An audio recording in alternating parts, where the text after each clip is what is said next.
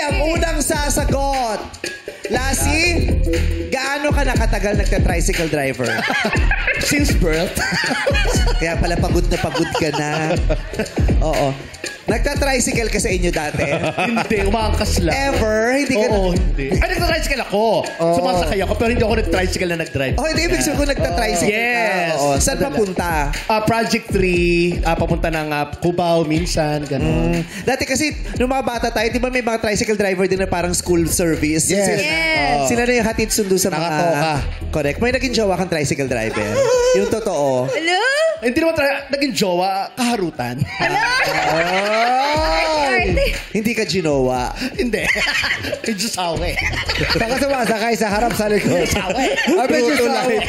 True to life. May asawa kaya hindi ginowa. So ano lang, paano yung relationship niyo? Kwento mo naman sa amin. Siyempre, madalas ako sumasakay. Alam mo yun, para makita ko siya makasama. Backride o sa front? Backride ako, siyempre. Hindi. Bago yung sumasakay para makita at makasama, ano yun, paano mo siya naispatan? Sa pilahan ng supermarket. Bakit tumatagilid ka? Nahihiya ka magkwento.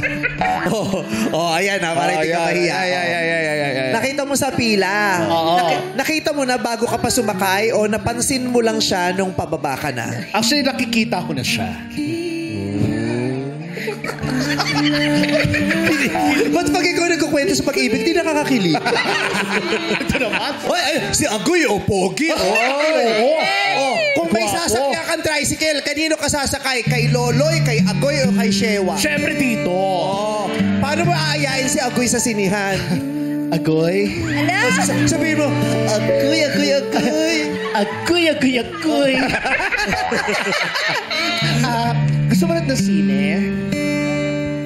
Okay lang naman. Gusto mo ba ng horror?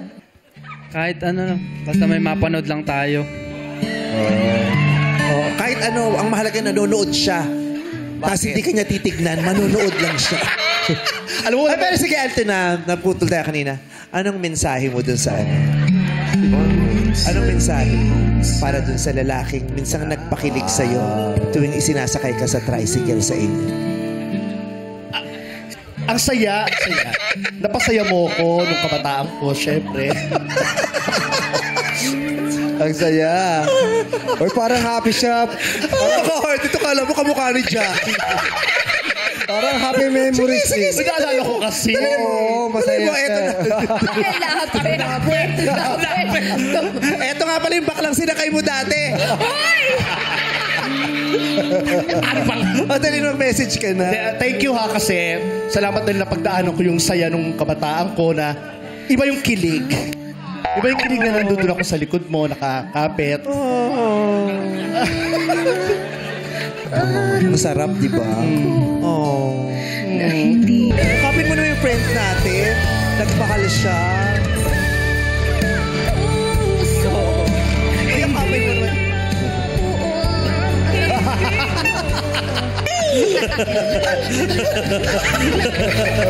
Naulo ka talaga.